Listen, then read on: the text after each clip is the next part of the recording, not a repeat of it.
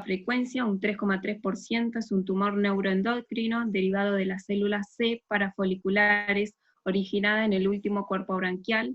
Las células C secretan el polipéptido calcitonina. Es el único tumor sólido que segrega calcitonina, un marcador altamente sensible y específico de diagnóstico clínico, patológico de persistencia o recurrencia de enfermedad. El carcinoma medular de tiroides, productor además de cromogranina A, enolasa neuroespecífica, CEA, ACTH, CCAP, histaminasa, sustancia P, propiomelanocortin, prolactina, polipéptido vasoactivo intersticial, pentagastrina, levodopa. Se localiza en los 2/3 superiores de la glándula, en la cara posterior, por su mayor incidencia de células C. Se clasifica en esporádico o familiar. El esporádico es unifocal, un 80%, el familiar bilateral, 20%. Se subclasifica en MEN 2A, un 70%, MEN 2B, un 28%, y no MEN, un 2%. Un cuadro comparativo entre esporádicos y hereditario. El esporádico es unifocal, el hereditario es multifocal, el esporádico es de desarrollo tardío, el hereditario desarrollo temprano. El esporádico es raro o ausente la hiperplasia de células C, en cambio en el hereditario sí. El esporádico sin historia familiar, el hereditario con historia familiar en algunos casos, el esporádico sin asociación a otras endocrinopatías, y el hereditario tiene asociado a otras endocrinopatías en el MEN 2A y MEN 2B. Bueno, el esporádico se da en la tercera o cuarta década de vida. El hallazgo es un nódulo único, un gran bocio, es unilateral, la relación hombre-mujer es de 1.4 a 1.0, metástasis cervicales desde el inicio tienen más del 50%, extratiroideas en 10%, metástasis a distancia entre un 10 y un 15%, diarrea crónica en más de 30%, además de rubor y adelgazamiento. Del 6 al 10% tienen posibilidad de tener mutación del gen RET, y síndrome de Cushing se da ocasionalmente. El MEN 2A es un tumor bilobular multifocal que coexiste con hiperplasia de células C, se diagnostica en la segunda década de vida, en el 95% de los casos tiene carcinoma medular de tiroides, feocromocitoma en un 50%, hiperparatiroidismo en un 35%, y se asocia a amiloidosis cutánea y Hirschsprung. El MEN 2B es un tumor bilateral multifocal que se asocia en el 90% a carcinoma medular de tiroides, feocromocitoma, se diagnostica en la niñez. El fenotipo característico son neuromas mucosos en lengua y labio, anormalidades esqueléticas, hábito marfanoide y ganglioneuromatosis intestinal. Es más agresivo que el MEN 2A, se da metástasis regionales y a distancia tempranas, y el diagnóstico de certeza, el estudio molecular del proto-oncogen RET.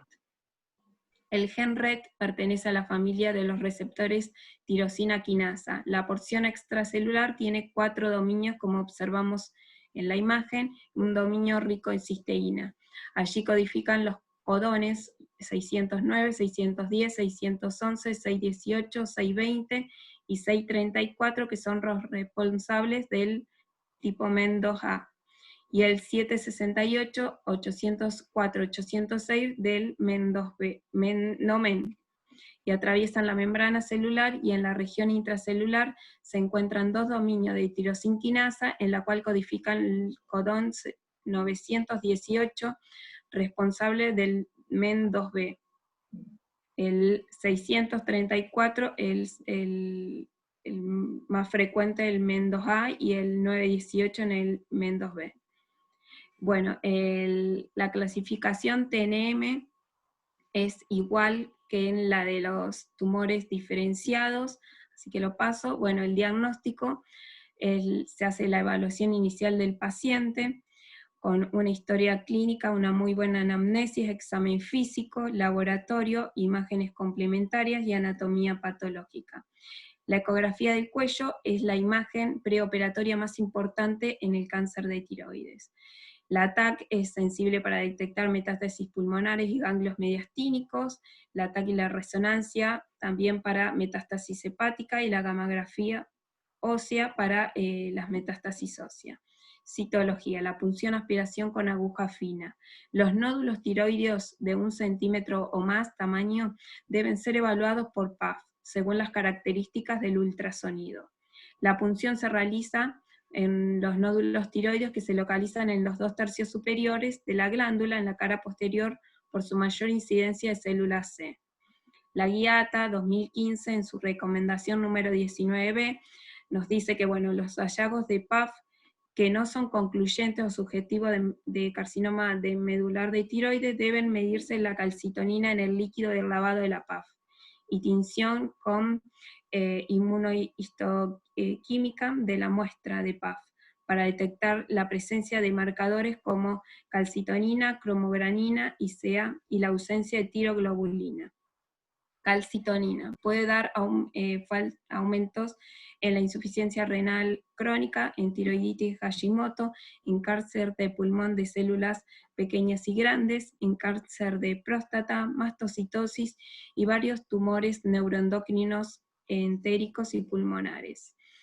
El valor predictivo positivo. Hay que realizar calcitonina basal, si es mayor a 10 picogramos mililitros, realizar calcitonina estimulada con pentagastrina. Si es menor a 100 picogramos mililitros, tiene bajo riesgo de carcinoma medular de tiroides. Si es de 100 a 200 picogramos mililitros, está recomendado realizar tiroidectomía total. Si es mayor a 200 picogramos mililitros, está muy recomendado realizar tiroidectomía total, según un estudio alemán. La calcitonina como marcador preoperatorio que determina la extensión de la enfermedad. Es más evidente en familiares que esporádico. Calcitonina menor a 50 picogramos mililitros es predictiva de curación bioquímica. Mayor a 50 picogramos mililitros tiene menor posibilidad de curación. Mayor a 150 picogramos mililitros, alguna posibilidad de metástasis a distancia, y mayor a 1000 picogramos mililitros tiene gran posibilidad de metástasis a distancia. El tamaño mayor a 40 milímetros es la única variable significativa de supervivencia. El diagnóstico temprano del carcinoma medular de tiroides es uno de los objetivos primordiales. Una de las opciones es realizar un dosaje sistémico de calcitonina en todos los nódulos tiroides, aunque esto tiene un costo elevado. Una buena elección es realizar calcitonina en aquellos nódulos con localización en el polo superior y posterior, donde hay mayor incidencia de células C. La guía ATA del 2015, en la recomendación número 20, dice que los médicos decidan si el dosaje de calcitonina es útil para el manejo de sus pacientes. CA. No es útil en el diagnóstico temprano del carcinoma medular de tiroides, es útil para evaluar la progresión de la enfermedad y para el control post-tiroidectomía. Un CA mayor a 30 nanogramos mililitro da presencia de ganglios centrales y laterales homolaterales. Un CA mayor a 100 nanogramos mililitro, presencia de ganglios contralaterales y metástasis a distancia. La elevación falsa del CA lo dan los anticuerpos heterófilos, fumar tabaco, enfermedad inflamatoria del tracto gastrointestinal, enfermedad pulmonar benigna, neoplasias malignas no tiroideas. La terapéutica, hay que tener en cuenta que al momento del diagnóstico clínico, un carcinoma medular de tiroides generalmente ya es metastásico y ya no puede curarse con cirugía. En enfermos sin tratamiento previo, como el carcinoma medular de tiroides familiar con hiperplasia de células C o defecto del gen RET o mutación de codones 609, 611, 618, 620, 634, 790, 791 o 918 y calcitonina elevada o ecografía cervical negativa, se realiza una tiroidectomía total profiláctica más vaciamiento bilateral del compartimiento central, más eventual autoinjerto de paratiroides en antebrazo no dominante. En el carcinoma medular de tiroides familiar con calcitonina basal aumentada o con nódulo tiroideo palpable o ecográficamente visible, realizar tiroidectomía total más vaciamiento bilateral del compartimento central más radical modificado bilateral y eventual autoinjerto de paratiroides en antebrazo no dominante en MEN2A o esternocleidomastoideo en MEN2B o no MEN. En el carcinoma medular de tiroides esporádico sin cirugía previa, se realiza tiroidectomía total, más vaciamiento bilateral del compartimento central, más radical modificado homolateral, niveles 2, 3 y 4, y eventual trasplante de paratiroides en esternocleidomastoide. La radioterapia deja el cuello congelado y es dificultando y tornando peligrosa cualquier cirugía posterior. La radioterapia en posoperatorios en el 70% recurre y 30% se mantiene libre de enfermedad. La indicación es para inoperables con histología positiva, a recurrencias irresecables y adenopatías con ruptura capsular. Seguimiento. Para la cura bioquímica, lo ideal es la normalización de la calcitonina basal y estimulada después de la cirugía a menos de 10 picogramos mililitros. Y se logra en el 25 a 30% de los esporádicos y en el 40 al 50% de los familiares. La cura bioquímica asegura la supervivencia de casi el 100% a los 10 años versus el 69% de los restantes. La cura bioquímica en reoperados solo el 10%. Enfermedad recurrente o persistente, reoperación solo si presenta un beneficio para el paciente y está indicado en inadecuada cirugía previa, invasión de estructuras vecinas que significa un riesgo de vida, enfermedad sintomática o certeza de localización. Enfermedad con cirugía previa. En el caso del carcinoma medular de tiroides familiar o esporádico con cirugía previa y o algún tipo de vaciamiento más elevación de la calcitonina, más residuos patológicos demostrados por imágenes, se realiza laparoscopía previa, más resección del compartimento central, más vaciamiento radical modificado bilateral, si resultara ecográficamente positivo el lado previamente operado. El examen directo y biopsia de hígado por laparoscopía o a cielo abierto puede detectar pequeños depósitos metastásicos en pacientes con TAC o resonancia negativos. Una alternativa es el muestreo venoso selectivo.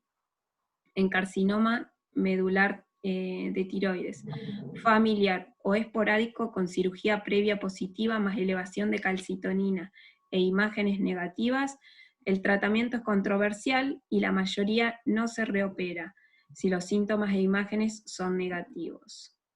La 18 fluor desoxy PET scan es ideal para identificar focos activos de enfermedad en pacientes con enfermedad residual recurrente o metastásica. La sensibilidad es del 78% cuando el nivel de calcitonina es menor a 1000 picogramos mililitro y se ve limitado en valores menores a 500 picogramos mililitro. Después está también la dopa PET, que es superior al anterior. Quimioterapia, las drogas más usadas son la doxorubicina, bleomicina, vincristina, platino, dacarbazina, Plactel, y hay dos que están en ensayo en segunda fase. Son de corta duración y ninguno supera el 20% de las respuestas. Marcadores a distancia. Está el Octecam, que se fija a los tejidos, el DMSA, marcado con tecnesio 99, el MIBGEM, con yodo 131, y análogos de la somatostatina más interferón alfa 2B. También está la terapia génica inhibitoria, que inhibe los genes supresores de tumor, activador de protooncogenes, y el objetivo es restaurar el crecimiento normal celular, inducir la apoptosis de células tumorales. También están moléculas anti-RET, la terapia génica suicida, la terapia génica inmunomoduladora, la terapia génica combinada, y bueno, y como conclusiones tenemos de este Ateneo que la cirugía sigue siendo la única herramienta que permite la curación bioquímica. Tanto la quimio como la radioterapia no han demostrado resultados beneficiosos para los enfermos. El dosaje sistemático de calcitonina en enfermedad nodular permitiría descubrir tempranamente el carcinoma medular de tiroides, pero a un costo elevado, dada su baja incidencia relativa. Las metástasis sintomáticas a distancia pueden ser tratadas con análogos de la somatostatina.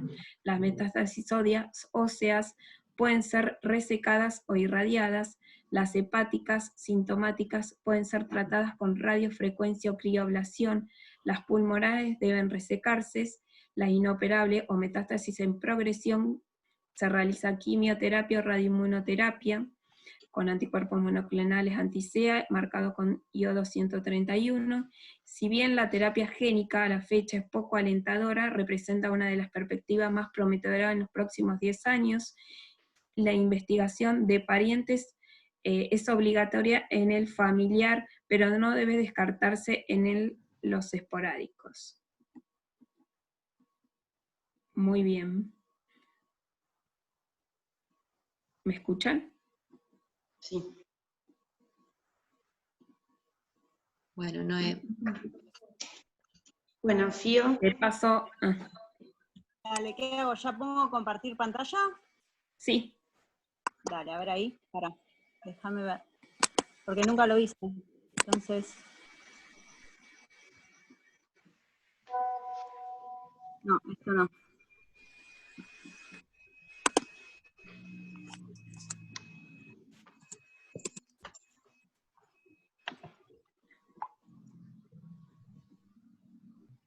Fío abajo en verde dice compartir. ¿Ahí la ven?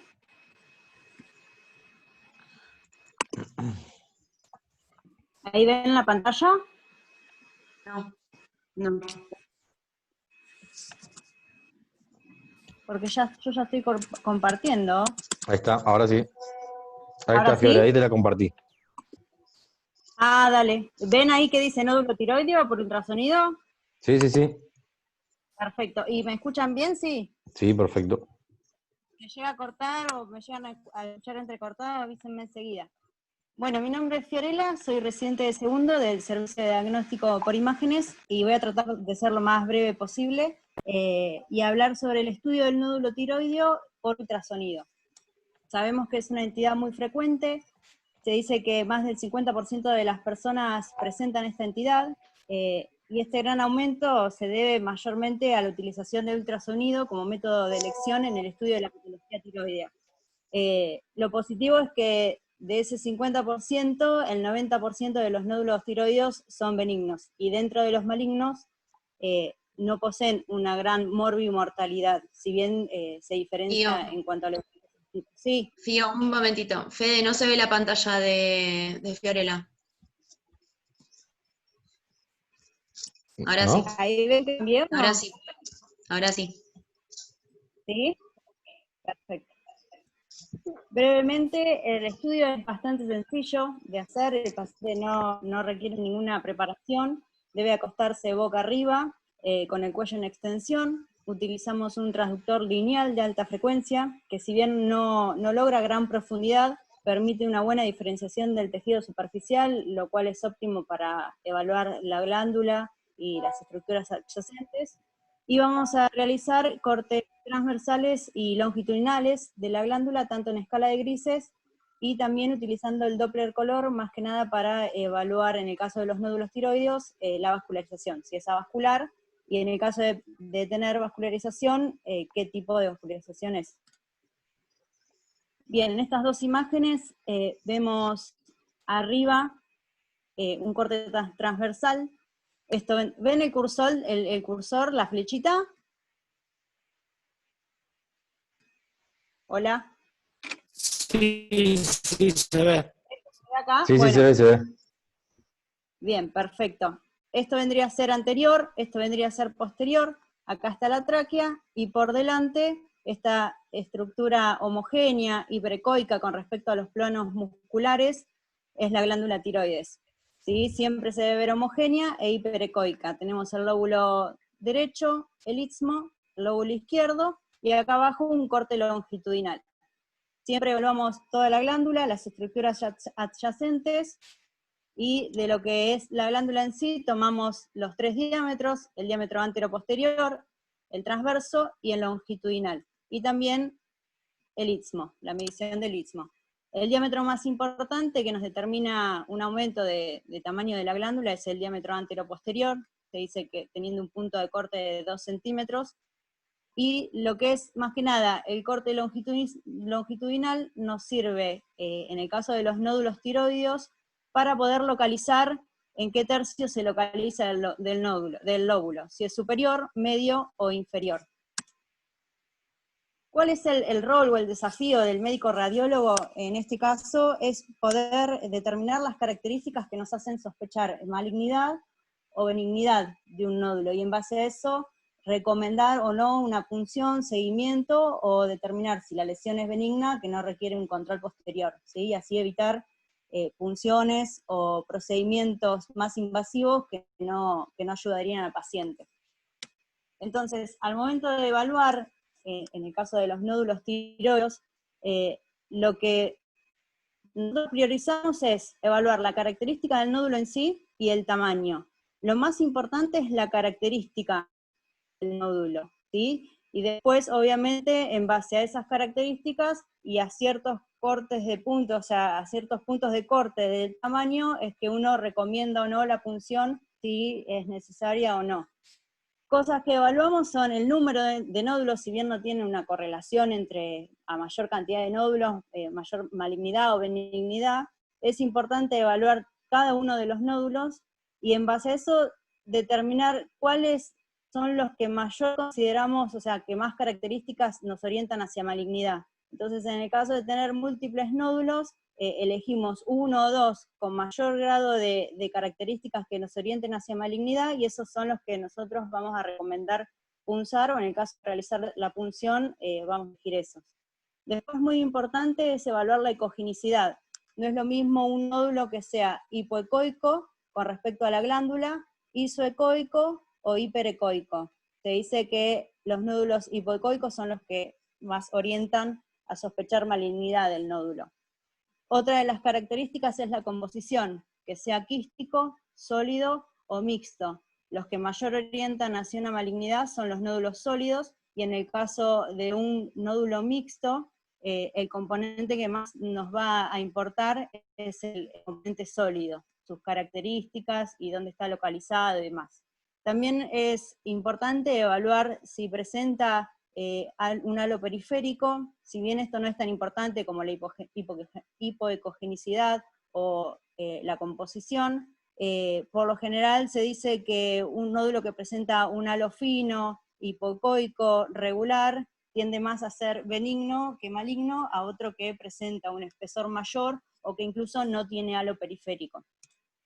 Muy importante, como en todo nódulo, sabemos que son los márgenes. No es lo mismo un nódulo con márgenes bien definidos, a otro lobulado, o a este que es borroso o más irregular, que uno ve como que va infiltrando el parénquima adyacente. Y también evaluar si contacta con el borde de la glándula, o vemos alguna alteración en la ecogenicidad del borde de la glándula, como dándonos la pauta de que hay una extensión extratiroidea.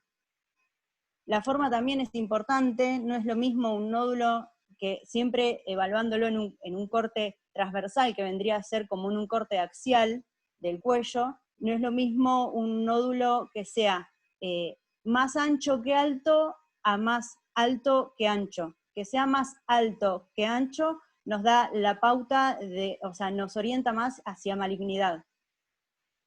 Muy importante también evaluar es si los nódulos tienen focos ecogénicos. Evaluar si tienen microcalcificaciones, como estos puntitos blancos, estos focos ecogénicos que vemos dentro de esta lesión de composición sólida. Si tiene macrocalcificaciones, si está todo calcificado el nódulo, o si tiene calcificaciones periféricas como en aspecto de cáscara de huevo. Importante también evaluar, más allá de las características previamente mencionadas, el tamaño, ya que dependiendo de las características, cada una tiene su punto de corte a partir del cual uno recomienda una punción o no, y también para ir evaluando en el seguimiento si aumenta o no de tamaño.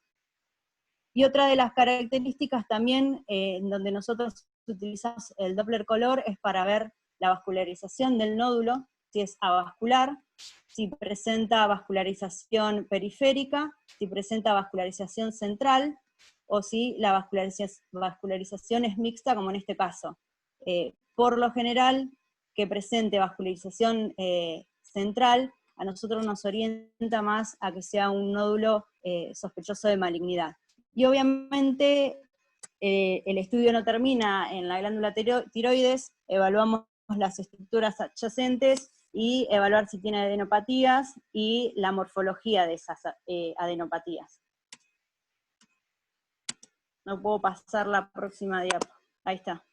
Hay un artículo que ya tiene un par de años de Reading Call, que lo que hace es mencionar los distintos nódulos que uno se encuentra con mayor frecuencia al momento de realizar la ecografía, y los clasifica según las apariencias y los patrones tiroideos, y en base a eso recomienda, o sea, dice, bueno, estos nódulos, cada vez que uno los ve, siempre les va a recomendar punción, y a estos nódulos nunca le va a recomendar una punción. Entonces, a los nódulos que siempre uno le recomendaría punción, son los nódulos que tienen microcalcificaciones, como decía previamente, un nódulo sólido, que tiene estos puntos chiquititos, ecogénicos dentro del estroma sólido, que no tienen sombra posterior, como acá, como en esta foto que vemos acá abajo, que estos son calcificaciones más groseras, y vemos esta sombra negra acústica posterior. Estos nódulos con estas microcalcificaciones son muy sugestivas, e incluso son una de las características más importantes que nos orientan a malignidad cuando evaluamos un nódulo tiroideo. También otro nódulo que vamos a mandar o recomendaríamos punción es que presente calcificaciones groseras. Si bien estas calcificaciones pueden encontrarse en nódulos benignos, también pueden encontrarse en lo que son carcinoma medular o carcinoma papilar. Entonces, obviamente que encontrar un foco ecogénico un poco más grande, con sombra acústica posterior, en un nódulo sólido, lo vamos a mandar, o vamos a recomendar una punción aspiración. Esto lo paso de largo porque van a hablar más adelante. Otro nódulo que también vamos a recomendar punción es un nódulo, una lesión ovalada, sólida, que puede ser hipo o isoecoica con respecto al parénquima, bastante homogénea, ¿sí? Y que es característica de lesión folicular, que puede ser o adenoma o carcinoma, y nosotros por ecografía no lo podemos definir, e incluso a través del estudio citológico tampoco se define si es adenoma o carcinoma.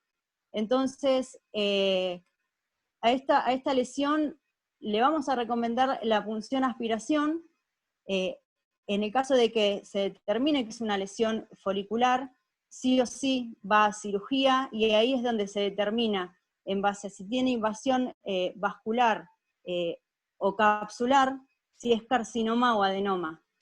Entonces, más que nada, la punción uno la recomienda para decir, bueno, ¿es una lesión folicular o es otra lesión benigna? En el caso de que uno realice la punción y es una lesión benigna, listo, el nódulo, hasta donde yo leí y tengo entendido, no requeriría cirugía.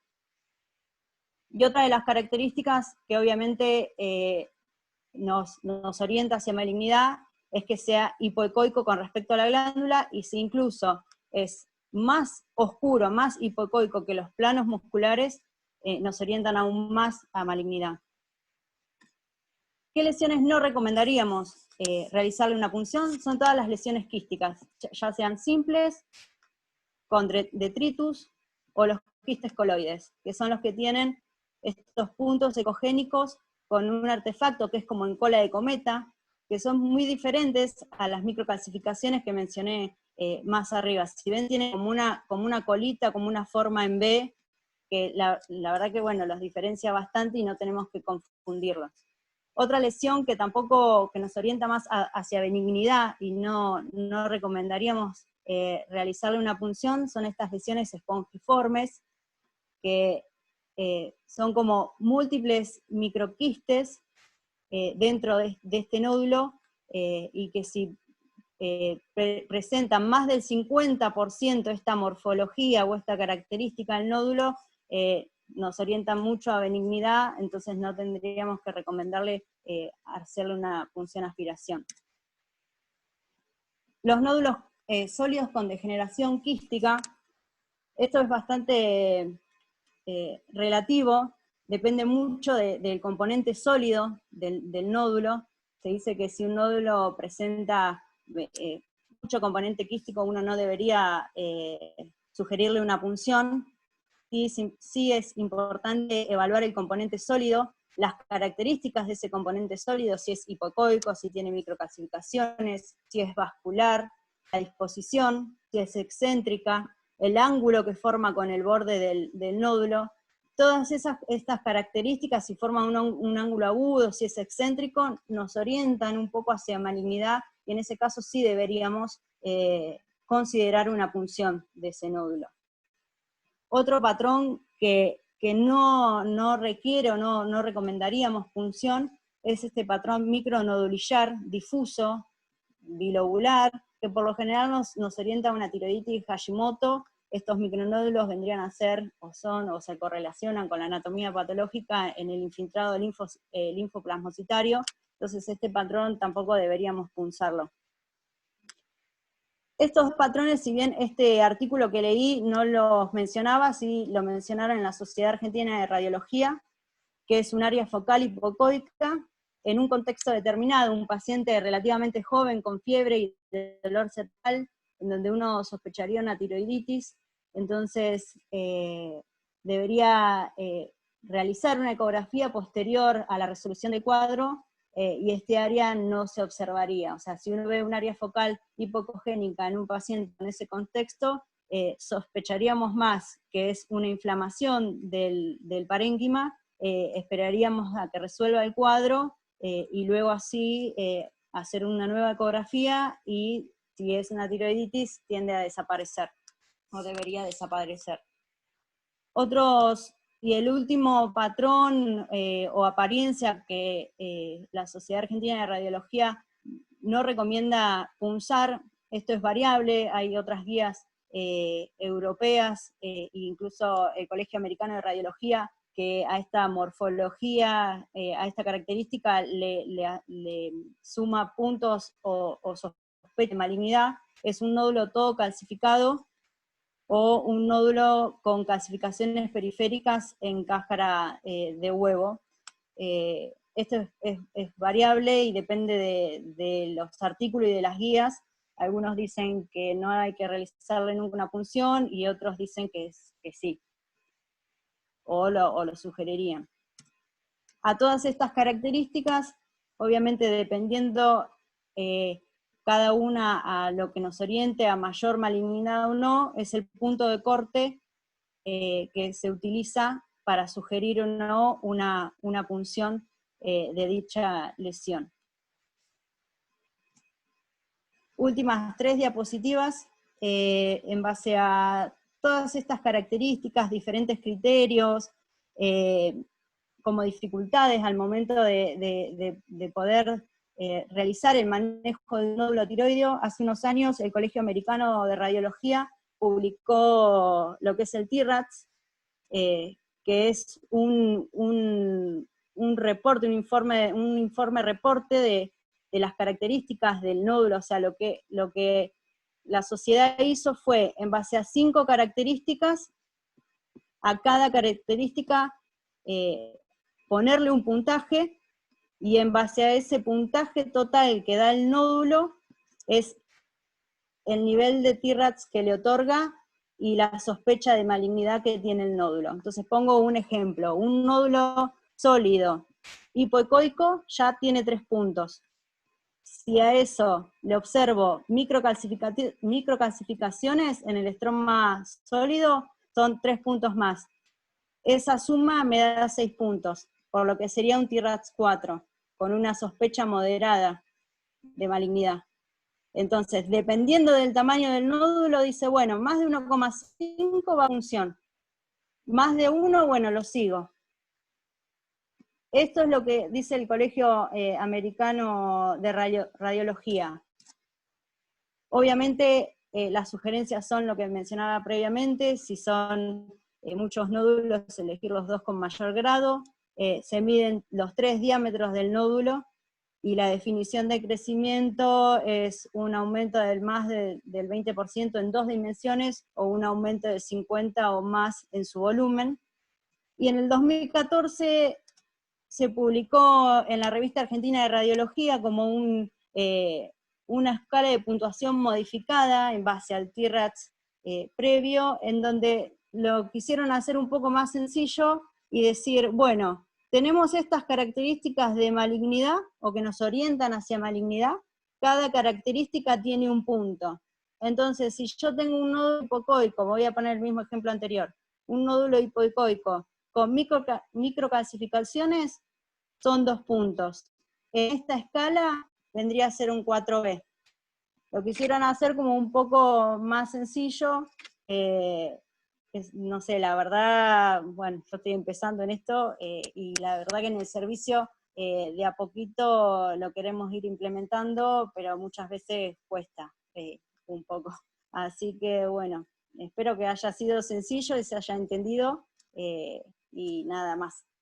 Dejo para el doctor Andrés de Rosa, que seguramente va a tener mucho más para aportar.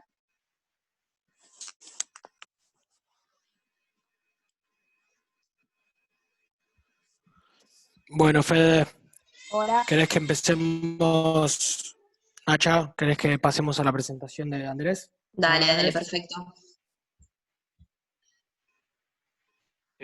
Comparto la pantalla. Dale.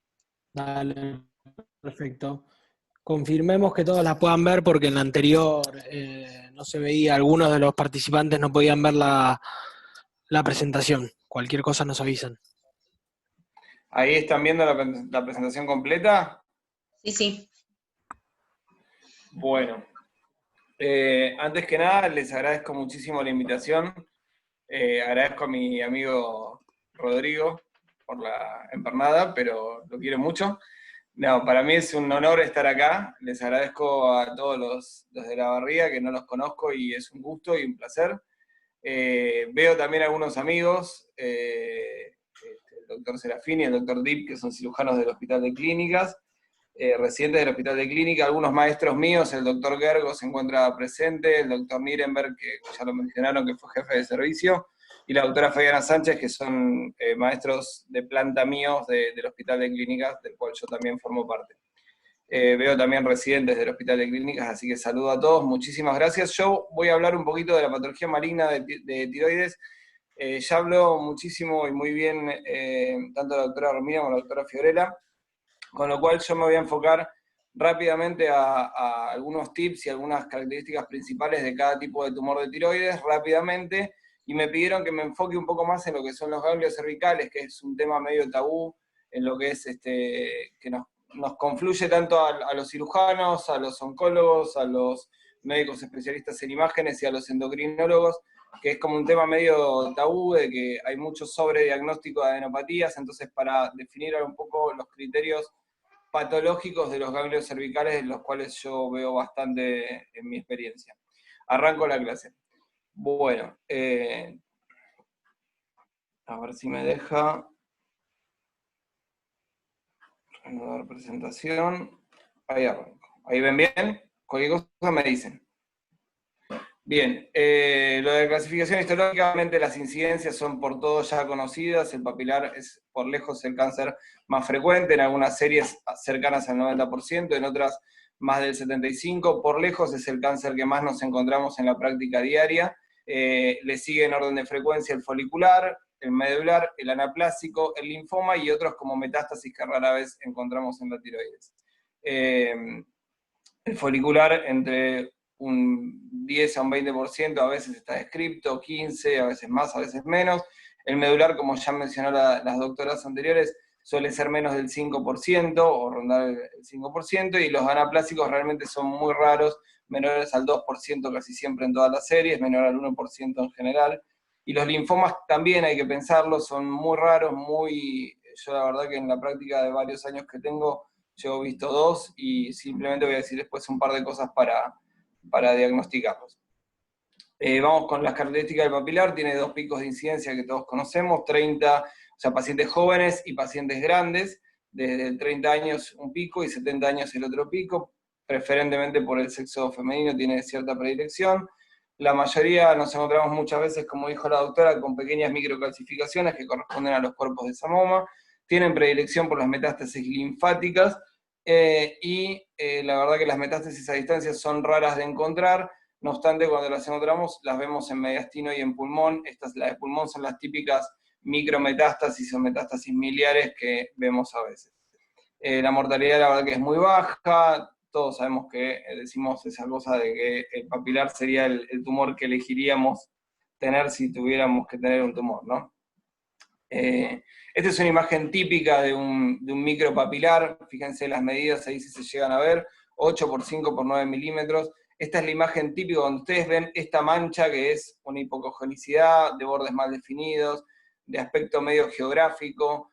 Noten lo que marcó la doctora Fiorella anteriormente, que es, en este caso está bien marcado que el diámetro antero-posterior, es decir, el diámetro de 8 milímetros es superior al de 5.8, que sería el transverso. Esta es la morfología de más alto que ancho, y es casi el signo más contundente del aspecto patológico del nódulo, más allá de que es hipocogénico, de que tiene bordes mal definidos, y que si lo miramos con cariño, tiene alguna microcalcificación también puntiforme ahí adentro, ¿no? Pero para que se queden con la idea de que esta es la imagen típica de una imagen de papilar, ¿no? También podemos verlo más groseros, más voluminosos, que en general también habla de un lento crecimiento, cuando el nódulo se va acomodando a la forma del lóbulo y es más oblongo que alto, habla más bien de un crecimiento más lento, pero nuevamente vemos un nódulo sólido, hipoecoico, bordes mal definidos, microcalcificaciones. Una cosa, puse este en particular, porque fíjense que en realidad tiene una macrocalcificación grosera, con una contundente sombra posterior, que uno al principio diría, no, es un nódulo viejo, calcificado, no pasa nada, pero tener en cuenta que a veces le empieza a crecer en forma excéntrica a esta calcificación, una imagen sólida, hipoecoica, de mal definida, y que si metemos la agujita acá, muchas veces aparece el papilar acá adentro. Con lo cual, evaluar bien las macrocalcificaciones, que si bien es un tipo de calcificación benigna, muchas veces puede sobresalir de ella algún crecimiento, y esto hay que estar muy atento, ¿no? En el seguimiento y en la punción dirigida a ese sector. Otras veces los encontramos con cambios degenerativos, microquísticos, ven las microcalcificaciones. Fíjense que como al Doppler Power vemos una vascularización interna de tipo anárquica, sin respetar el patrón radiado, que sería el de una vascularización central quizás más benigna. Acá, como son todos vasos de neoangiogénesis, lo típico es que tengan un trayecto anárquico, tortuoso, que no tengan una continuidad dentro del nódulo. Acá vemos otra cosa que también marcó la doctora anterior, que es, fíjense y noten cómo a veces uno puede arriesgarse a informar cierta invasión capsular cuando ve que el nódulo expasa los bordes del contorno glandular y sobrepasa este contorno. Uno puede inferir que acá podría haber la disrupción capsular y en este caso cambiarle el estadio también al tumor, ¿no? Nuevamente vemos la imagen típica, bordes irregulares, una vascularización anárquica. No olvidarse que también, en cuanto a, existe una variante quística del papilar, con lo cual estos nódulos que hablaban de nódulos mixtos con componentes sólidos internos, hay que estar muy atento si estos componentes están vascularizados, y cuando uno realiza el procedimiento de la punción dirigida, ir particularmente al componente sólido intraquístico, ¿no? Porque es allí donde a veces encontramos ya del papilar.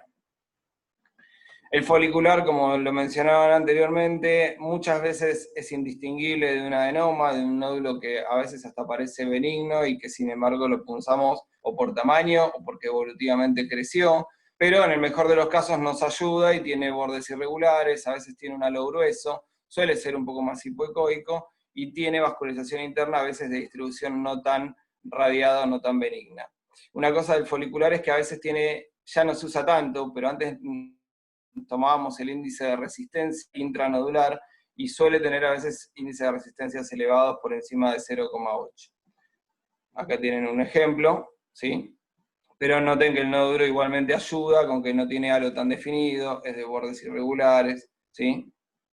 En cuanto al medular, se habló bastante, voy a mencionar simplemente las características ecográficas. esto todo lo demás ya lo hablaron, que es del tipo Mendoz, puede ser esporádico, pero ecográficamente la mayoría de las veces la vemos como una masa sólida, hipocogénica, y quizás las dos características fundamentales es que puede tener macrocalcificaciones internas, que a veces se definen como en pochoclo, y la presencia de, no olvidarse que es un tumor neuroendocrino y como tal muchas veces tiene una intensa vascularización interna y central. Esto es quizás lo más patognomónico de encontrar junto con las demás características. Una imagen hipocogénica, sólida, con mucha vascularización muy intensa. Si yo estoy asociado, como se hablaba anteriormente, de una calcitonina elevada en sangre, puedo empezar a sospecharlo como un medular, fuera de si hay historia familiar u otro antecedente que me haga sospechar que esto es un medular. En cualquier caso, también diseminan a los ganglios cervicales, como dijimos, pueden tener focos ecogénicos y son altamente vascularizados. Estas imágenes son bastante malas, pero se ve claramente lo que quería mencionar, que son las calcificaciones en pochoclo o estas macrocalcificaciones internas, ¿sí? Si esto tiene una intensa vascularización Doppler, es bastante característico de un medular. Digamos que si esto fuese un nódulo viejo y benigno, con estas macrocalcificaciones no debería tener ese tipo de vascularización. Acá tienen otra, sobreexagerada la imagen con la ganancia, pero para resaltar justamente estos cuerpos de samoma y estas macrocalcificaciones internas. Hay que tener en cuenta, como vamos a hablar después de los ganglios, que las metástasis ganglionares son, como se dice, hijos del primario. Por ende, son muy parecidas al ganglio al nódulo que yo encuentro en la tiroides. Entonces, cuando encuentro adenopatías con estas macrocalcificaciones internas o adenopatías hipervasculares, cosa que no voy a encontrar fácilmente en el papilar o en otro tipo de cáncer, tienen que ser sospechosas de metástasis de medular. Tener en cuenta lo que voy a hablar después, que cuando uno hace la punción de estas lesiones ganglionares, debiera tomar en cuenta, además de la tiroglobulina y la antitiroglobulina en el lavado de la aguja, también la calcitonina, ¿no? Que fue lo que se estuvo hablando. El anaplásico es un tumor todavía más raro, la verdad es que cuando lo vemos, a veces ni pensamos en tiroides porque es una masa voluminosa, grande, que se lleva puesta todo, estructuras vasculares, estructuras de la vía aérea, pierde domicilio, como solemos decir los radiólogos, porque suele verse como una masa de rápido crecimiento en región laterocervical del cuello, y Dios sabe de dónde viene. Entonces, y resulta ser un anaplásico de tiroides. Rara vez lo vemos chico el anaplásico, siempre lo vemos muy avanzado, o rara vez sin invasión de estructuras adyacentes. Imágenes no, la verdad es que acá se ve una imagen donde se veía la tráquea y toda una masa coica, ¿sí? Que muy frecuentemente invade la vía aérea. Entonces a veces uno no sabe si es de la vía aérea que se va hacia afuera o de afuera que se va a la vía aérea. De elasto simplemente quería mencionar dos palabras para tener en cuenta que es un método que ya se viene haciendo. En uno de mis trabajos yo tenía un equipo con elasto y en el hospital también hay un equipo con elasto, en donde ya sea por el método Strain o el Shareway, es un método nuevo que está bueno usarlo en forma complementaria porque también nos da datos y a veces nos define en cuanto a la elasticidad y la dureza del nódulo, la sospecha de malignidad, ¿no? No voy a desarrollar mucho el tema, pero simplemente para que lo tengan en la cabeza que es un método complementario más que se viene y que, al igual que como antes el Doppler suponía muchas cosas, el elasto seguramente tendrá otras que corregir, pero de a poco va sumando un dato más. Una cosa importante es que a mí me ha ayudado a veces en el procedimiento intervencionista también, porque dirige qué sector del nódulo es el probablemente más y a donde tengo que enfocar la aguja, ¿no? Sobre todo en esos nódulos mixtos, complejos, sin una estructura tan homogénea. Bien, hasta acá lo de tiroides, ¿sí? Vamos a los ganglios, si están de acuerdo, le voy a meter pata un poquito con lo de los ganglios, que me parece que es el tema por ahí más interesante, lo otro ya lo sabían, ¿no? El estudio de las adenopatías en el cuello es muy importante porque más allá de la tiroides, encontrar adenopatías en el contexto de cánceres de cabeza y cuello cambia notablemente el pronóstico. En la tiroides particularmente, los papilares son muy frecuentes la diseminación linfática y en general, en términos generales, no cambia el pronóstico de enfermedad. con excepción del papilar, todos los demás sí les cambia notoriamente el pronóstico. Entonces, una buena evaluación del cuello, ya sea prequirúrgica o aún en la exploración habitual de la tiroides que nosotros hacemos, una buena evaluación del cuello es importantísima.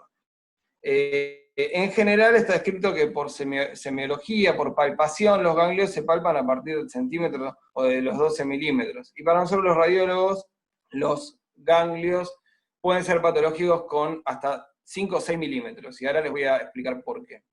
Uno debiera hacer siempre en las situaciones prequirúrgicas, cuando ya conoce un cáncer o planea una cirugía de cuello, una ecografía que se llama, o recomendada por la ATA, de alta resolución, que implica una ecografía de alta resolución, una ecografía que tenga un buen equipamiento, porque por más buen radiólogo que yo sea, si el ecógrafo no rinde, no rinde, tener idoneidad y experiencia, ¿sí? Que es la que todavía no tiene mi hija, pero me va a sacar el laburo. Entonces, una ecografía bien hecha, con un buen equipo, es de mucho significado y cambia muchas veces el pronóstico, el abordaje quirúrgico, y los endocrinólogos y los cirujanos la agradecen bastante. Quería recordarles simplemente un poquito de la anatomía del ganglio, no me voy a desarrollar con esto, pero tiene importancia siguiente. El ganglio tiene una arteria central que se bifurca en 2 o 3 ramas, una vena que conforman el hilio, ¿sí?, del ganglio vascular, pero nótese que los vasos linfáticos son aferentes hacia la corteza del ganglio, y el vaso linfático eferente es el que sale del hilio. Esto es importante destacar porque muchas veces la invasión del ganglio empieza por la corteza del ganglio. Entonces, la pérdida de, por ejemplo, la grasa del hilio del ganglio, o la invasión y el infarto del ganglio por la invasión vascular del centro del ganglio, es un fenómeno tardío de la invasión del ganglio, ¿sí? El chiste es verlo antes, ¿sí? Esta es la cuestión. La vascularización manifiesta la actividad física del ganglio, y como dije recién, la necrosis y la invasión extracapsular son fenómenos tardíos del ganglio. ¿Se ve bien hasta acá? Porque mi conexión dice que está media lenta. Me avisan cualquier cosa. Bien, los niveles ganglionares los definimos en sociedades de otorrino y de cirugía de cabeza y cuello internacionales, en donde dividimos las regiones ganglionares de la 1 a la 7, por todos bien conocidas, ¿no? Por las divisiones musculares y el dioides, ¿sí? Definimos estos compartimientos cervicales, donde en general hablamos para los cirujanos del compartimiento lateral, que corresponde a las regiones 2, 3, 4, el compartimiento posterior, que corresponde a la región 5, el compartimiento central, que corresponde a la región 6, y después submentonianos y submaxilares, ¿no? Bien, ¿qué hay que tener en cuenta para la valoración de una adenopatía? Básicamente, parecido a lo que habló la doctora Fiorella respecto a los nódulos de tiroides, todo en ecografía uno ve el tamaño, la estructura, la ecogenicidad. En el caso de los ganglios agregaríamos la presencia de necrosis o no, las calcificaciones internas, la invasión extracapsular y los patrones de vascularización. De estos voy a mencionar algunos, otros no, para meterle un poquito de pata. Esto es un esquema muy similar de todo lo que estuvimos viendo recién. En cuanto al número y la distribución, es importante tener en cuenta qué regiones encuentro yo las adenopatías. Esta filmina está puesta porque, en general, por ejemplo, si yo estoy hablando de tiroides, es muy habitual encontrar adenopatías en las regiones 3, 4 y 6, y mucho menos frecuente encontrarlas directamente en el sector, en el triángulo posterior, o submaxilares, o muy caudales en la región 7, por ejemplo. Esto tiene que ver con la vía linfática de diseminación principal. No es que uno no pueda encontrar, todos sabemos que la frase de nosotros leemos libros, pero los tumores no. O sea, la diseminación linfática debiera ser primero central, 3, 4, 6, lateral, cercana a la tiroides. No obstante, lo que tiene el significado de esto es porque sería raro encontrar una adenopatía en la región 2 submaxilar sin haberla encontrado previamente otras en el compartimiento central o en la región 3 o 4, ¿sí? Esto por frecuencia de distribución. Otros tumores, como el linfoma, sí son más frecuentes submaxilares, o los tumores infraclaviculares, mama, pulmón, tracto gastrointestinal, van a ir primero a las supraclaviculares o a la región 7, mucho antes que la región 2, ¿no? Este es un esquema de lo mismo.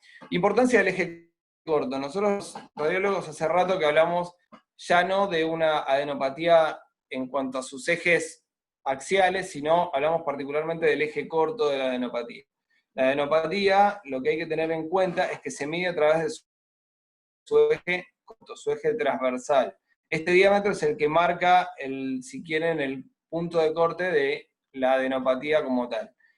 Habitualmente todos tenemos en la cabeza que más de 1 centímetro, pero esto no es tan así en el cuello. En el cuello, en general, los límites que se pusieron son un poco más bajos e incluso van bajando por sector anatómico. No es lo mismo un ganglio con eje corto de 8 milímetros en la región 2, donde es habitual, donde tenemos ganglios hipertrofiados por muchos procesos inflamatorios que solemos tener, que es un ganglio mucho más reactivo, una región 4 o una región 7, en donde los ganglios son mucho más chicos, y un eje corto de 6 milímetros ya sería sospechoso por lo menos. Entonces, con esto quiero mencionar es que los límites de los ejes cortos van bajando a medida que voy bajando en forma caudal sobre las regiones ganglionares.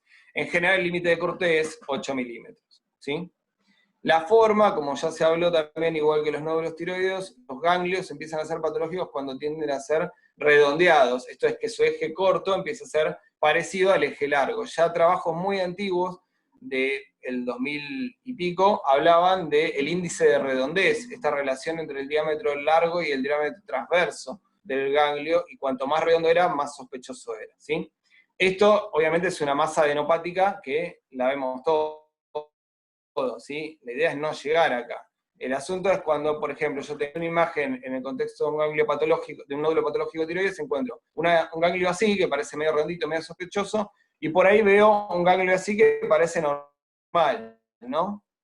Y uno mira este ganglio y hasta tiene un eje corto de 3.6 milímetros, lo cual estaría dentro de rangos normales, ¿sí? Como dice un maestro nuestro por todos conocido, el doctor Volpacchio, que le encanta decir esta frase a Mariano Volpacchio, que es el diablo está en los detalles.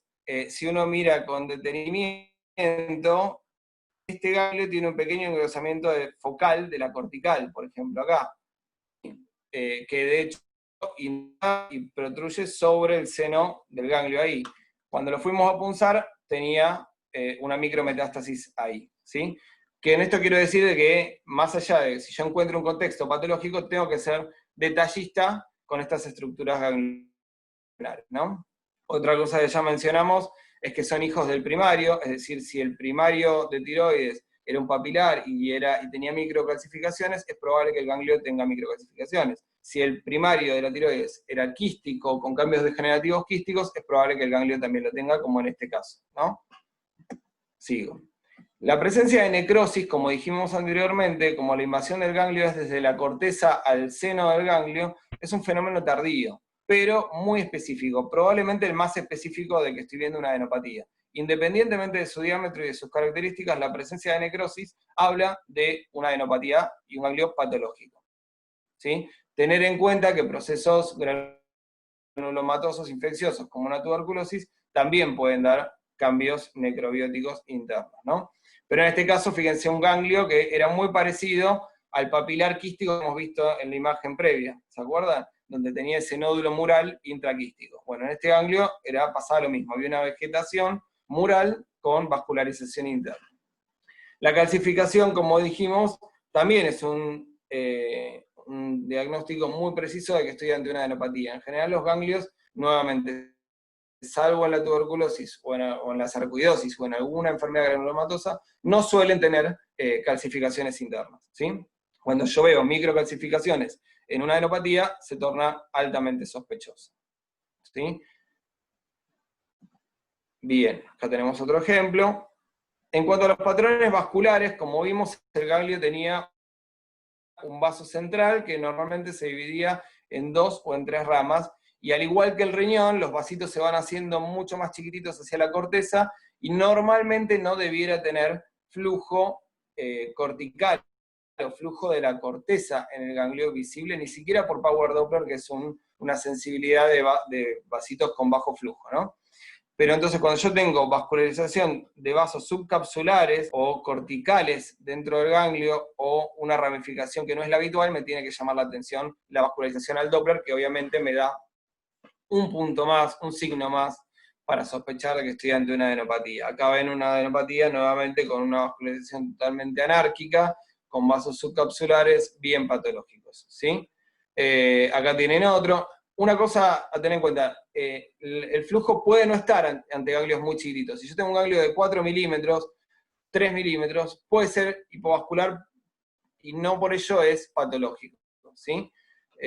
A veces los ganglios muy chiquititos tienen un flujo tan bajo que no es detectable ni por el Power Doppler. Acá ven otro ejemplo de vasos 100 patos. Y acá vemos dos ganglios distintos, ¿sí? Un ganglio normal, con una relación córtico-medular normal, con un vaso central normal, y otro al lado que no tiene flujo y que de hecho tiene un puntito adentro, ¿sí? Esto en el contexto apropiado, por lo pronto se torna un ganglio de aspecto sospechoso.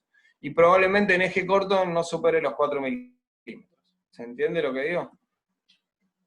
Acá tenemos otro, obviamente con la relación córtico-medular del ganglio alterado, en este caso estaba en una axila y un contexto de mama para mostrarle otro tipo de ganglio.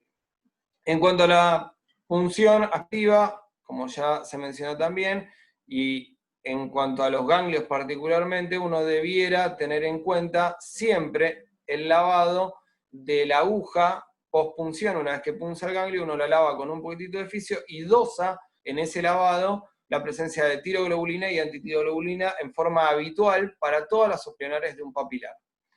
Cuando además uno sospecha un medular, como estábamos hablando, por una cuestión sistémica, por una cuestión familiar, por una cuestión de la sospecha diagnóstica imagenológica, que puede pasar también, si uno lo ve como lo vimos con las características del medular, debería adicionar también la calcitonina, ¿sí? En el líquido del lavado de la aguja.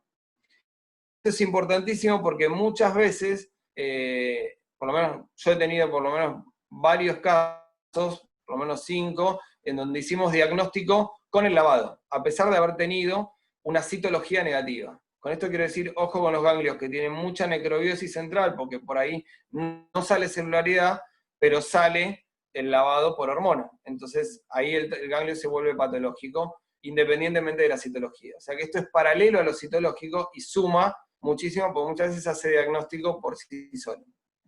La calcitonina es lo que dijo la doctora antes, no lo vamos a repetir. Y la ATA recomienda fuertemente el lavado ganglionar, ¿sí? Ya con muchos trabajos, no voy a extenderme demasiado para no hacer muy larga, para que se queden una idea rápidamente de los ganglios patológicos, ¿no? Áreas ecogénicas, necrobiosis central, nódulos mixtos, que tranquilamente si uno los ve en una tiroides, ya son sospechosos, vistos en un ganglio, confirman la sospecha, ¿sí? Entonces recuerden esto, los cambios quísticos, las microcalcificaciones, la vascularización periférica, la pérdida del hilio, ¿sí? Son fenómenos tardíos, pero muy significativos de que el ganglio es adenopático. ¿Está bien? Entonces, en resumen, no aburrir y no extenderme más, el método de estudio para las adenopatías cervicales debería ser la ecografía de alta resolución con lo que consideramos. La detección de adenopatías cervicales es fundamental para la estadificación, pronóstico y tratamiento de tumores de cabeza y cuello. Conocer los criterios de malignidad y benignidad orienta a la toma de decisiones para el estudio de ganglios sospechosos. Ningún de todos los criterios, ninguno es absoluto, ¿sí? Pero obviamente la necrobiosis y las microcalcificaciones son más fuertes que los demás, pero no obstante uno, igual que en la tiroides, debe sumar criterios. El signo de que tener la presencia del hilio graso en un ganglio es un fuerte signo de benignidad, pero no es absoluto. Recuerden que la invasión es desde la corteza al centro. La presencia de necrosis, cambios quísticos, ya lo dije, y se recomienda punción en todos los ganglios con ejes cortos mayores a 8 milímetros, características sospechosas, y washout o lavado y medición de tiroglobulina y antitiro en el contexto de un sospecha de papilar, y si sospechamos un medular, adicionar la calcitonina, ¿sí? Si uno no sabe lo que busca, no entiende lo que encuentra. Así que creo que el conocimiento de todas estas características es importante para el correcto y buen análisis de las adenopatías cervicales y el correcto estudio del tratamiento del paciente. Nada más. ¿Se entendió? ¿Se escuchó? Me avisan. Sí, perfecto, perfecto. Muy, muy bueno. Disculpen Ahora la seguimos. clase larga. Está bien, bueno, ahora seguimos con la doctora Currow, que va a presentar un caso clínico de un carcinoma medular de tiroides que tuvimos hace poco tiempo, que fue derivado desde otra ciudad para el tratamiento definitivo. Nosotros no hicimos el diagnóstico, pero bueno, como es un caso de poca frecuencia, lo queríamos presentar.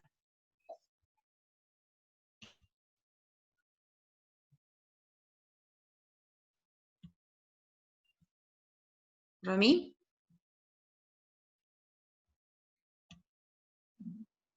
Está silenciada, Romy.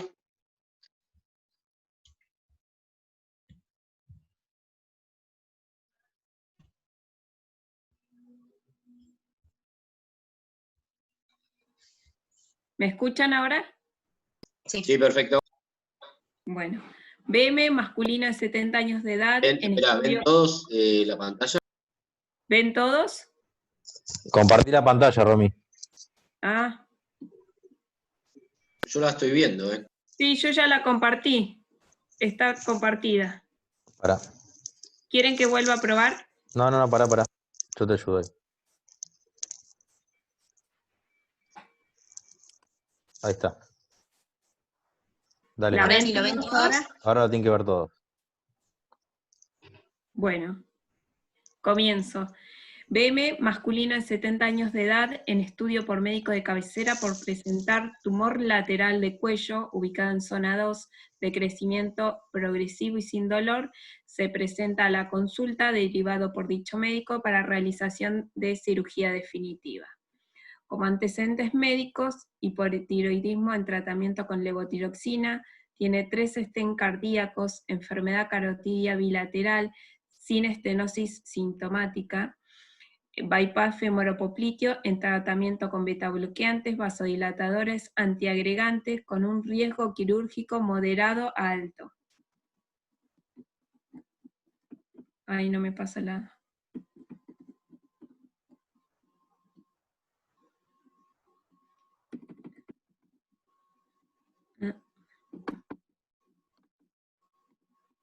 Ahí está. El examen físico se observa una masa en región lateral derecha de cuello en zona 2 que mide aproximadamente 3 por 13 centímetros, con características duroelásticas, adherido a planos profundos. Se pide un laboratorio de rutina donde lo elevado es el CEA 105 y calcitonina mayor a 2000. Una ecografía de partes blandas de cuello, en región lateral derecha de cuello se visualiza adenomegalias laterocervicales que miden 38 por 27 milímetros, no se describe en ese caso la glándula tiroides. Se realiza una PAF con una muestra insuficiente. Se decide realizar la exéresis de la adenopatía para el estudio histológico y la inmunohistoquímica, y da positivo para cromogranina, calcitonina y negativo para TTF, creatina 5 y P65, con un diagnóstico de carcinoma medular de tiroides. La anatomía patológica, al 25 del 10 del 19, en la macroscopía, formación nodular de 1.6 centímetros con corte blanquecino, un diagnóstico fragmento nodular que presenta proliferación celular atípica neoplásica y requiere inmunohistoquímica, que ahí está cromogranina positiva, calcitonina positiva en el inmunohistoquímica, y negativo para TTF, queratina y P5, con diagnóstico del carcinoma. Se hace un estudio, una ecografía tiroidea, donde muestra glándula eutópica, estructura heterogénea, visualizándose en el lóbulo derecho, nódulo hipoecoico de bordes parcialmente definidos, que mide 9 por 9 milímetros. Se visualizan adenomegalias laterocervicales bilaterales. Se realizan estudios de laboratorio para descartar MEN, PHP, metanefrinas urinarias, estudio molecular, mutación del protoncogen RET negativo, y también se realiza un ATAC. Con este diagnóstico de carcinoma medular de tiroides esporádico, se realiza una tiroidectomía total, más linfadenectomía cervical derecha, con vaciamiento de niveles 1, 2, 3, 4, 5 y 6. Hay unas imágenes de la cirugía y la anatomía patológica definitiva, la tiroidectomía total con linfadenectomía, carcinoma medular con abundante amiloide estromal, compromete ambos lóbulos e istmo, necrosis ausentes, mitosis aislada, infiltración vascular presente, calcificación presente y cápsula comprometida. La macroscopía, ganglios linfáticos. De 7 ganglios linfáticos aislados, 3 presentan infiltración neoplásica, paratiroides ausentes, en el TNM patológico T3A, N1 y metástasis X. ¿Me escuchan? Sí, te escuchamos. Bueno, ahí dejo de compartir.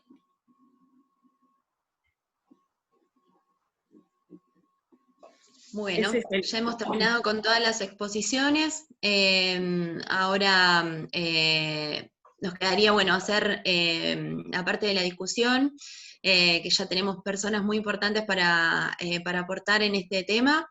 No sé, el doctor De Rosa, que es profesor titular de la Cátedra de Cirugía de la Universidad Austral y también es miembro de la Academia de Cirugía. No sé, doctor, ¿quiere aportar algo a la discusión? Y no, primero, ¿me oyen? Sí, sí, sí. Perfecto, perfecto. ¿Se escuchan? Sí. Primero, realmente congratular por la invitación, Nacha, porque ha sido una exposición de todos los integrantes excelente y muy actualizada, realmente muy, muy, muy buena.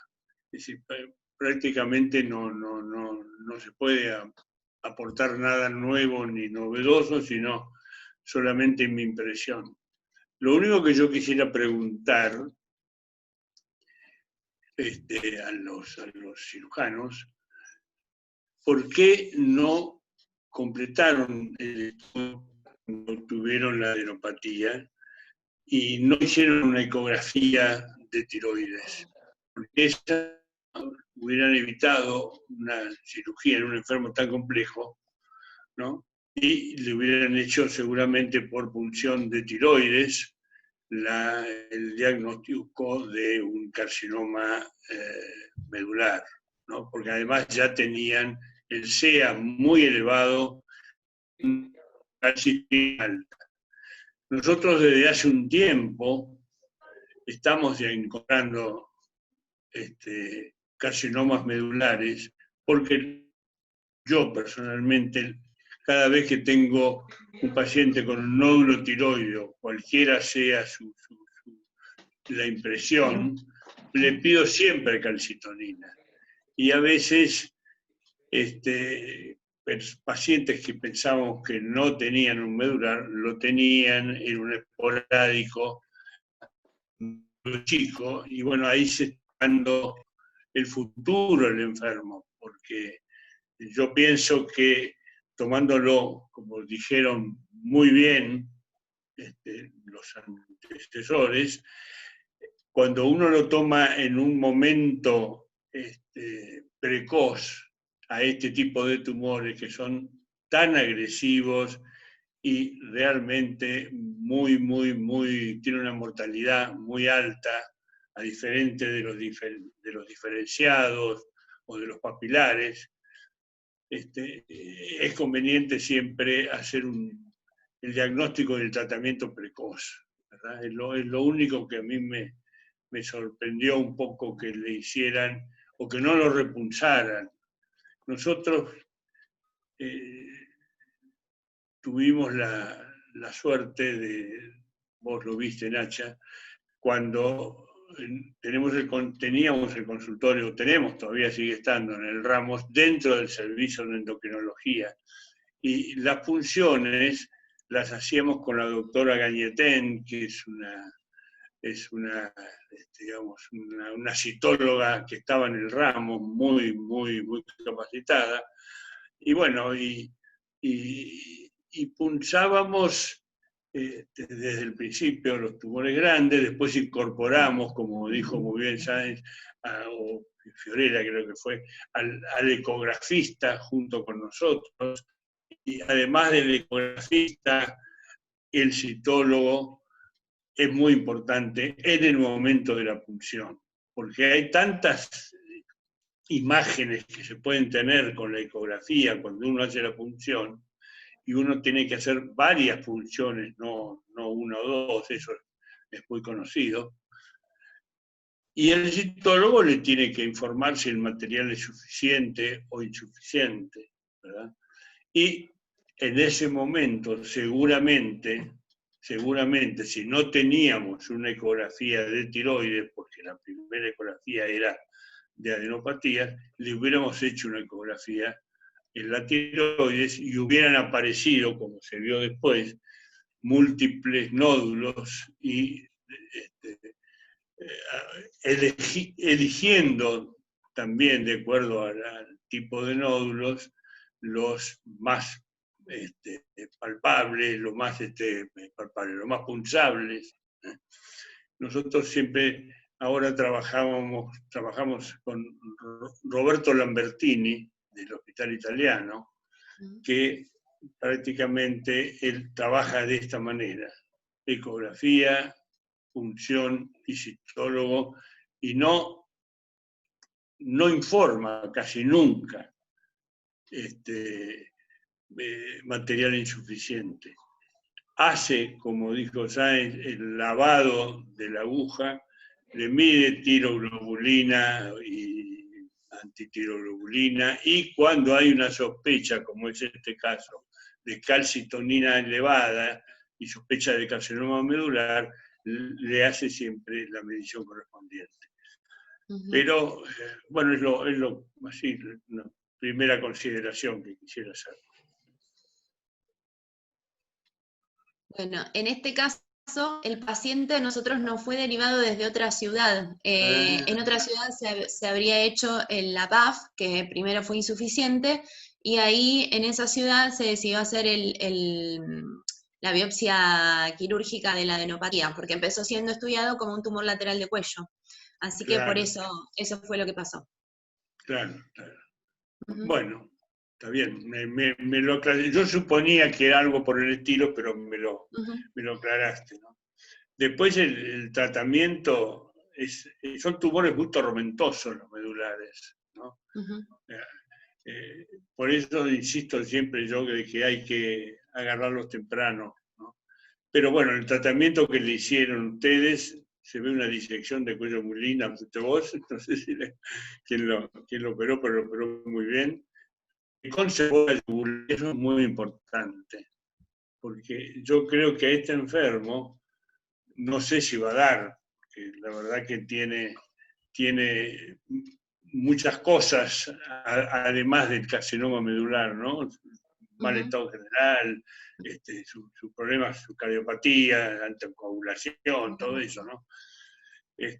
Hay que hacer un vaciamiento bilateral, porque en la primera ecografía aparecieron ganglios del lado izquierdo. Entonces se le hizo un muy buen vaciamiento derecho, ¿no? Completo, como hay que hacer. No sé si se metieron el retroesternal, sacando los ganglios del mediastino anterior y superior. Eso me gusta hacerlo siempre a mí en los vaciamientos centrales, y en este caso habría que, no recuerdo si lo hicieron, y bueno, no hacerlo simultáneo, obviamente, ¿no? Y acá, como con muy buen criterio, le conservaron la vena yugular derecha, se puede, enfermo da, eso no lo sé ahora, hay que hacerle un vaciamiento radical izquierdo, ¿no? Para de esa manera mejorarlo el enfermo o mejorarle su futuro, ¿no? Ajá. Doc, ahí le paso al doctor Rauto, que fue el cirujano de este paciente, que también quería comentar algo. Diego. Bueno, cómo no. ¿Cómo les va? Bueno, para aclarar ¿Qué dos o tal, tres Rauto? cosas. ¿Cómo le va? Para aclarar dos o tres cosas, me tocó bailar con esta a mí. Tenía un PET, que Carolina, la radioterapeuta, preguntó, tenía un PET previo para evaluar enfermedad extratiroidea, que era negativo.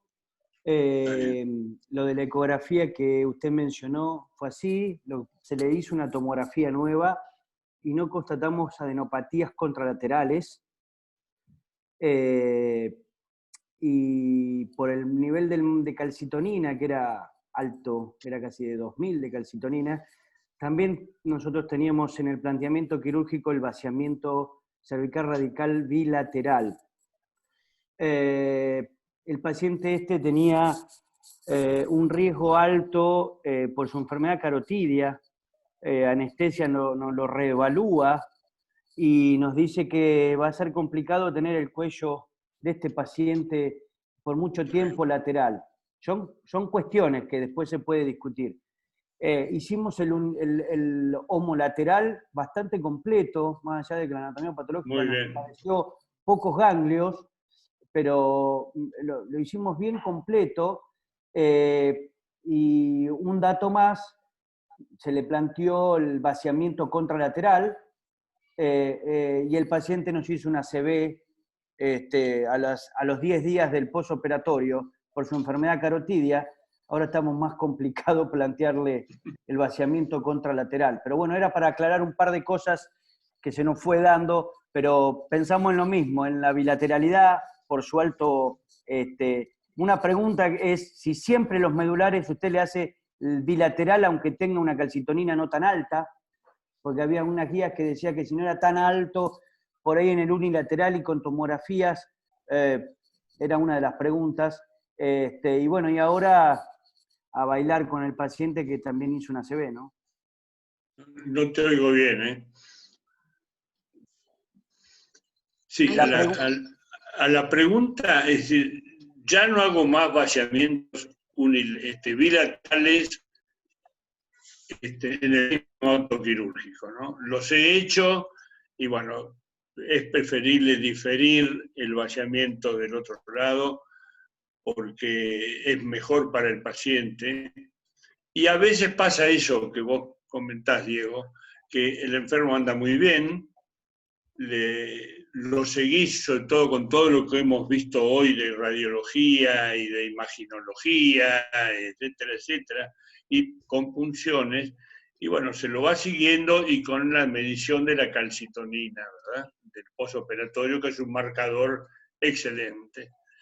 Y bueno, tengo algunos vaciamientos hechos diferidos en 2 tiempos, y justamente hoy estaba conversando con Marcelo Terrés, que es el jefe de cirugía del Austral, de una enferma que tuvimos juntos, y el otro lado, que en este caso fue un vaciamiento izquierdo, el lado derecho, lo van siguiendo los endocrinólogos, lo vamos viendo, y ya lleva como 6 o 7 años de operada, y no le subió la calcitonina. Sí tuvo cosa rara que yo pensé en un primer momento, que fue una metástasis de este carcinoma primitivo, tuvo un cáncer de pulmón, del vértice de pulmón. Una mujer de unos 50 y pico años. Bueno, se operó, se le hizo una cirugía, una lobectomía, bueno, y sigue Spector la operó, y sigue bien, la seguimos viendo. Es de Pilar, yo la veo de vez en cuando en el súper cuando voy a comprar algo, y realmente es un caso muy, muy, muy interesante. El futuro, no sé, con una ACV, con todo eso que me parece que yo no lo tocaría más, lo miraría bien, y sobre todo si adenopatías o no hay nada que les después, ¿no? Ujú. Bien. Nacha, tenemos un par de preguntas de la doctora Bibiloni. Ajá. Para la gente de imágenes, dice, ¿qué aporte tiene el PET-CT en tiroides? ¿Solo para metástasis a distancia?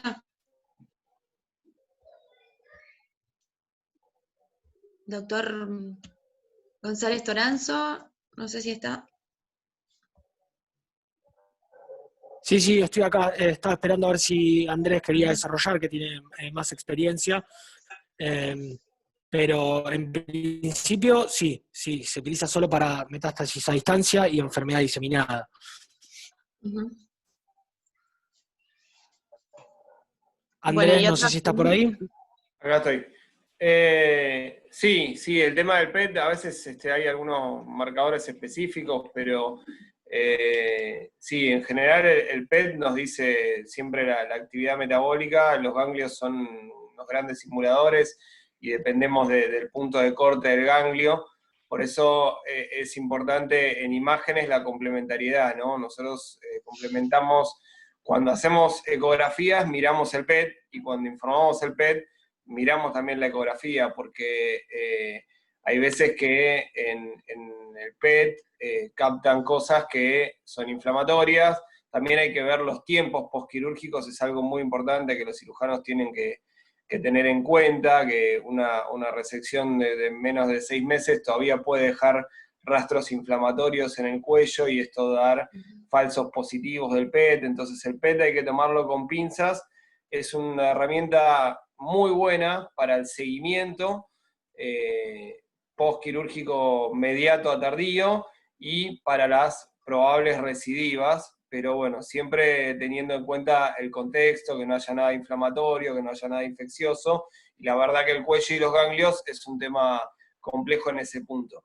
Pero complementando las imágenes y la clínica, realmente a veces sumamos y llegamos a un diagnóstico certero, o ante la duda, como decía el doctor Roberto, dirigimos la punción al ganglio que capta. A ver, si tengo el PET y me capta el ganglio y no tengo una clínica infecciosa, miro el PET y con eso voy a dirigir la punción aspirativa para no pinchar cualquier otro ganglio, sino ir y tratar de buscar anatómicamente por ecografía el ganglio que me capta en el PET. Entonces, es una herramienta muy importante para el intervencionismo. Esto en general en los tumores.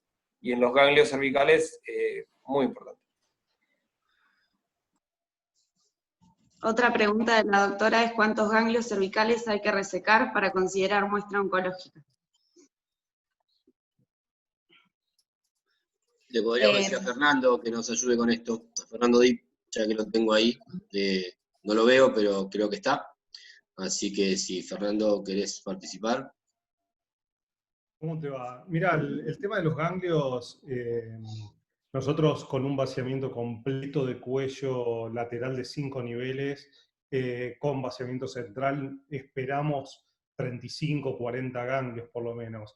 Depende mucho del patólogo que lo esté analizando la pieza operatoria, porque depende mucho de las ganas que le pongan, pero realmente un vaciamiento lateral completo. Y muchas veces lo que nosotros hacemos también, y más en los medulares, como decía el doctor de Rosa antes, no solamente un buen vaciamiento central, para no volver al vaciamiento central, sino también el paraesofágico. Nosotros nos metemos debajo del recurrente y por debajo del esófago en el lado derecho, porque sobre todo, incluso en los papilares, vemos que las recidivas que nos mandan están ahí. Una vez que nosotros terminamos el vaciamiento recurrencial completo, vamos y nos metemos ahí. Y nada, creo que en realidad los pacientes, este caso nos demuestra que los pacientes hay que verlos y no estamos operando una patología, estamos operando un paciente con todo el contexto. Es raro que un paciente, o sea, los distintos lugares tienen distintas posibilidades de trabajo, obviamente, pero es raro que un paciente tan panvascular como esto, que se le realizan ecografías de cuello y demás, por ahí se haya pasado tanto tiempo y que aparezca con adenopatías de 3 centímetros, pero bueno, es la realidad, ¿no es cierto? Y lo que pasa es que tenés que tener en cuenta que nosotros tenemos casi 7 ciudades alrededor, mucha población por ahí que vive en el campo con otro nivel cultural y aparecen, cuando vienen ya no Por llegamos. eso es todo un contexto, digamos. Y lo que sí descartaría, y más en un paciente vascular, justamente por el medular, es que no tenga un feocromocitoma, ¿no es cierto?, agregado, y que no se esté operando un paciente, pero obviamente este paciente, como corresponde, se operó con todos los estudios preoperatorios. Y un buen perfil endocrinológico, ¿no? Creo que los equipos más ahora se arman multidisciplinariamente con un ecografista que uno pueda confiar realmente. Nosotros acá también le mandamos todo a Lambertini, porque realmente lo que nos dice que encontrar los ganglios, realmente está lo que nos dice en la ecografía, con un buen endocrinólogo, con alguien que punce como la gente, realmente todo es todo un equipo detrás de un paciente. Buenísimo, buenísimo, Fer, gracias. José Rossi, ¿querías hablar? Sí, quería hacer una aclaración, digamos, respecto al PET scan. O sea, comparto un poco lo que nos decía el doctor. Tal vez en la enfermedad metastásica, digamos, uno cuando piensa en un PET, tal vez debería pensar con qué trazador hacerlo. Y bueno, ahora, digamos, tal vez la tendencia, como el medular de tiroides, o sea, es un tumor neuroendocrino y que expresa receptores de somatostatina, una posibilidad es hacerlo con galio 68, y eso de alguna manera abre campo, o sea, si hay realmente captación, a una línea ulterior de tratamiento con lutecio 177. Estaba leyendo, digamos, una publicación de la Universidad de Pensilvania, ya en un estudio del 2015, donde mostraba, digamos, un cierto beneficio haciendo 4 ciclos de 200 minicurie cada 8 semanas. Estamos hablando siempre de patología metastásica. Por eso es que, si bien, digamos, no es el método de estadificación de rutina, uno tal vez podría llegar a pedirlo y pensarlo, o sea, como una herramienta diagnóstica y que a su vez nos abre una puerta terapéutica. Era esa la aclaración que quería hacer. Bueno, Cristian. No, me gustaría, ya que lo veo a Alberto Lierenberg ahí con nosotros, agradecerle que está. ¿Y qué piensa, o qué pensás, Alberto, ahí? Una mini conclusión, ¿no? Yo por ahí, preguntarle también a Tito, por lo que acaba de contar Fernando, creo que cada vez el tema, estamos más unidos los servicios. Hoy es un ateneo de cirugía y casi son más radiólogos que cirujanos. Y nos reíamos un poco ahí con los chicos cuando arrancamos y veíamos los que estábamos, pero la realidad es que el ateneo anterior fue resecabilidad pancreática, y lo mismo, estamos todos juntos porque si no nos dicen para dónde ir y qué tenemos que ir a buscar, antes los cirujanos los metíamos, Tito, como hacías vos siempre, sin problema, uno va y se mete, pero realmente ahora la cosa ha cambiado mucho, así que me gustaría escuchar algunos conceptos tuyos, Alberto. Buenas noches, bueno, estuvo muy interesante.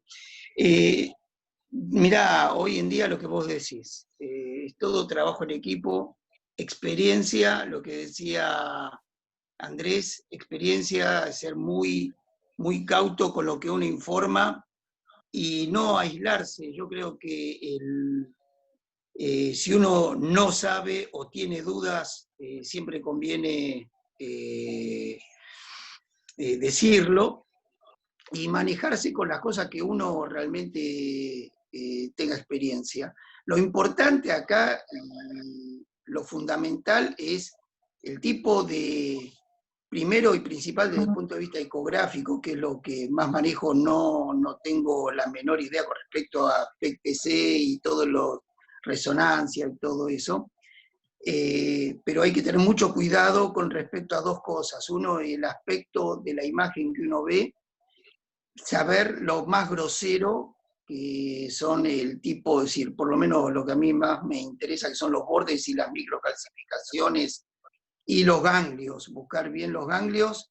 Y otra cosa que hay que buscar también, que no sé si es muy importante, si hay conducto tirogloso, ir y examinarlo. A veces se vio que a veces no lo tiene en el paciente y cuando uno va a examinarlo, fue operado, aparecen.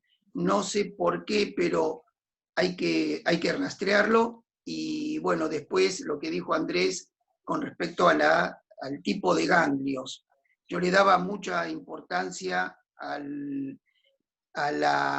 que esto realmente me sirvió mucho esto, es el tipo, es decir, cuando se infla el ganglio y desaparece el hilio, bueno, ahí ya es un punto muy positivo y tardío. Y el otro es rastrearlo por todos lados hasta el área supraclavicular.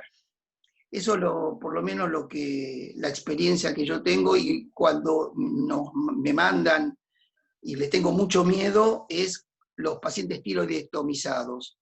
En los pacientes tiroidectomizados, lo que sí se vio, por lo menos vi, es reaparición, si no lo tenía con los conductos tiroglosos, la reaparición del conducto tirogloso, y rastrearlo bien con Doppler y buscar, pero exhaustivamente, aunque fue resecado los ganglios, pueden aparecer.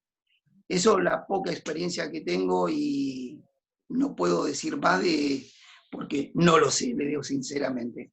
Muy interesante todas las exposiciones que hicieron, muy bueno, y bueno, les agradezco. Eso es lo que les puedo aportar. Bueno. Muchas gracias.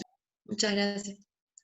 ¿Alguien más quiere hacer alguna consulta, alguna pregunta? Sí, Cristian. A mí me gustaría conocer un poquito la opinión de Fernando o de Tito con respecto a las recidivas. Porque realmente, como dijo Tito, y me encantó la denominación, que son cánceres tormentosos. Realmente son pacientes muy tormentosos.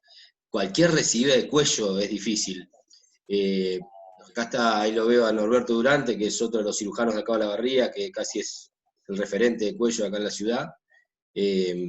Y realmente cuando la cosa viene recidivada es difícil. Así que me gustaría, no sé, Fernando, Tito, alguno de los dos, qué estudios realmente utilizan, en qué es lo que más se basan, cuánto le dan de bolilla y de importancia al PET, y cómo estudian imagenológicamente, fundamentalmente, a algún paciente que hay que operar, ¿no?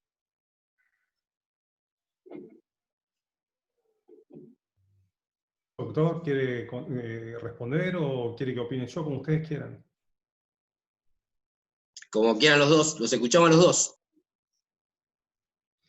Bueno, nosotros depende de la localización y depende del tamaño de la residuo. O sea, nosotros lo planteamos con primero una muy buena semiología, un laboratorio completo para evaluar qué nivel de calcitonina tiene y qué valor de CA tiene. Obviamente ese paciente tiene de manera estratificada, para seguir estratificándolo y para control, una tomografía y una muy buena ecografía del cuello. Si son, nosotros siempre consideramos que lo que marca el pronóstico de estos pacientes es la primera cirugía que se realiza, porque después, si no, uno lo va corriendo de atrás al paciente. Si son, obviamente, recidivas que son muy importantes, muchas veces nosotros recibimos pacientes que vienen con recidivas de cuello, como si fuese única, pero cuando entramos en el cuello es como si no tuviese un vaciamiento hecho. Entonces a esos pacientes directamente le hacemos el vaciamiento completo. Y muchas veces también depende del grado de compromiso que tenga el cuello, cuán pegado está o cuán no. Si son recidivas, obviamente, menores y demás, que son vistas por ecografía, que pueden llegar a tener menor de 1 centímetro, vamos con una marcación, un carbón, para ir a buscarla directamente, porque muchas veces los cuellos son reoperados 2 o 3 veces, es muy difícil entrar, obviamente tratando de no lesionar ninguna estructura. Nosotros en los compartimientos, tanto lateral como en el central, cuando operamos recidivas, tratamos de tener en lo posible el neuromonitoreo, que realmente nos ayuda mucho para evaluar el recurrente, para tratar de no lesionarlo. Y ya en el ámbito hospitalario, pero en nuestra práctica privada, ya hace 5 o 6 años, que nosotros utilizamos cirugía guiada por fluorescencia para evidenciar las paratiroides, porque lo que no queremos hacer en estos pacientes es justamente generarle un daño, ¿no es cierto? Ni una hincalcemia ni una lesión recurrencial. Y obviamente, antes de operarlo, lo hayamos operado nosotros o no lo hayamos operado nosotros, le pedimos una fibrolaringoscopía para ver cómo están las cuerdas. Buenísimo, gracias. ¿Puedo agregar algo? Sí, Por supuesto. ¿Sí? ¿Puedo? Sí, yo estoy de acuerdo con el doctor Dip, que son otra parte, y nosotros nos guiamos mucho por el PET, ¿no? Tenemos la función guiada también de la lesión recidivada. Una vez localizada, que sabemos dónde está, generalmente no son lesiones muy grandes, son lesiones recidivas chicas,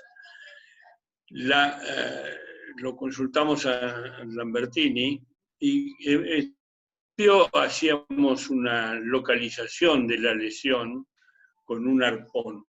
Eso fue hace unos años. Lo marcaba donde estaba la lesión y donde hacía la punción, como si fuera un arponcito. Entonces era muy sencillo llegar aún a lesiones que a veces estaban, o recidivas que estaban, por ejemplo, una que tuvimos en el ángulo yugulo-subclavio. Pero desde hace unos años hemos suprimido eso porque no nos convencía mucho, y hacemos marcaciones con carbón, ¿no? Las hace Roberto Lambertini. Y realmente eso nos ha sido muy útil, porque uno entra en el cuello, ya sabe dónde está porque lo deja marcado afuera, y si por ejemplo esa marcación perdura durante 24 o 48 horas. Si la vamos a parar el lunes, se lo marca el viernes, el sábado, y se puede llegar muy bien a tratar la recidiva, ¿no? Depende, por supuesto, también del caso y de que si ecográfico o tomográficamente había más ganglios. Bueno, eso es otra cosa. Me refiero a las recidivas chicas. No sé si alguno tiene experiencia con esto. Pedro, ¿querés decir algo? Sí, mira, con respecto a cuando hay una persistencia estructural o cuando hay tenemos una recidiva, a veces menores a 1 centímetro, estoy de acuerdo que el carbón activado dura mucho más tiempo, a veces no tenemos acceso a eso, y lo marcamos preoperatorio inmediato con azul de metileno. O sea, previo a la cirugía, media hora antes de la cirugía, lo marcamos con azul de metileno, y por supuesto siempre es más fácil encontrar una cosa azul en el cuello, nos orienta muchísimo y es mucho más fácil de encontrarlo. Perfecto, gracias. ¿Alguna otra pregunta más? Agregar algo con respecto a lo que dijo el doctor Durante recién, y preguntar en realidad con algunos de los médicos cirujanos que están presentes, lo hemos hecho, pero en general el azul de metileno difunde mucho más, y también remarcar que, por lo menos en la experiencia, en la evolución que tenemos de los cirujanos, es que mientras más tiempo pase con respecto a la marcación, sea con azul de metileno o sea con carbón, más difunde y más difícil es la localización de las lesiones. O sea, creo que lo que quiero remarcar es que en mi experiencia difiere mucho el tiempo previo de marcación. Siempre que se pueda hacer lo más cercano a la cirugía es ideal, y esto lo rescato de las devoluciones que me han hecho quirúrgicas, ¿no? Sí, ¿puedo? ¿Voy? Sí. Te comento. Lo que yo hago normalmente es marcarlo y el paciente de ecografía va a quirófano. O sea, es prácticamente inmediato, y sí marcarlo con una cantidad muy 0,1 mililitro a lo sumo de azul de metileno con muy baja dosis, porque si no, si tenemos mucho azul, también perdemos la lesión. Pero sí, normalmente yo lo que hago es marcarlo y el paciente de ecografía va al quirófano. O sea, que no pase mucho tiempo. Si no, se difunde y no encontrás absolutamente nada. Ok, perfecto, doctor. Creo que eso era lo que quería transmitir, que siempre que podamos marcar las lesiones casi inmediatamente a que pasen a quirófano, creo que es lo ideal. Sí, perfecto. ¿Alguna otra pregunta? ¿No? Bueno, agradecerles a todos por haber participado. Perdón por lo extenso, pero la verdad es que al ser un tema poco frecuente, teníamos gente tan importante que aceptó estar en el Ateneo, la verdad que era para sacarle el jugo. Así que bueno, muchísimas gracias a todos. Gracias por haber estado y estaremos convocando para la próxima. No sé, Cristian, ¿querés decir algo para finalizar como jefe? Sí, agradecerles a todos. Realmente con la gente de clínicas, ahora que está Rodrigo con nosotros, hemos abierto una puerta grande, creo, para todos los que nos formamos allá y queremos seguir, ya sea para el equipo de radiología o los cirujanos. Les reagradezco que estén con nosotros. Obviamente son un hospital de derivación importantísimo, y uno, como siempre, quiere ir por más. Así que esto nos ayuda a nosotros a ir por más. Así que les agradezco que estén, que nos escuchen, que podamos derivar pacientes, que lo hayan echado a Rodrigo allá, así lo bancamos nosotros ahora. Así que buenísimo, porque lo tenemos adentro del quirófano con nosotros y ahí está la gracia, igual que la residencia. Así que bueno, genial. Y no sé, Fede, si tenés el afiche por ahí, el flyer. Bueno, los invito a todos, los que están ahí con nosotros, el miércoles que viene vamos a hacer un poco de pensamiento lateral, los cirujanos, que nos cuesta, y los radiólogos creo que también, salgamos del ecógrafo y de la cirugía, y vamos un poco por esto, que bueno, es una realidad que nos toca vivir a todos, ustedes en Cava, nosotros acá en La Bardía, y bueno, vamos a hacer un poco de liderazgo, que es lo que nos gusta, con Mariano, con Apestegui, que es otro gran amigo allá de Tito, se conocen de hace mucho, y con Gustavo Fernández, que es un campeón nacional, 5 veces campeón nacional de básquet, y ahora es director técnico de nuestro equipo acá. Así que los invito el miércoles que viene a las 7 de la tarde, si tienen un rato, charlamos un poco de todo esto. Así que bueno, gracias a todos, muy amables por participar y ayudarnos. Muchas gracias. Muchas gracias. Muchas gracias por la invitación. Muchas gracias, Juan, Fer, Andrés, bueno, todos. Andrés, muchas gracias, Andrés, muy bueno lo tuyo, me encantó. Todos los que pudieron participar. Me alegra que les haya gustado y no les haya aburrido. Y a Rodrigo ya lo van a echar de vuelta a ustedes una patada en el culo. No. Hemos dado un final salto de calidad. Te vas a tener que venir a comer un buen asado, vas a ver que te vas a querer quedar acá también. Acá los esperamos. Acá los esperamos con un asado cuando pase todo esto. Muchas gracias por participar, unos genios. Gracias a todos. Gracias, doctor De Rosa. Tito, gracias, muy amable, muchas gracias. Gracias.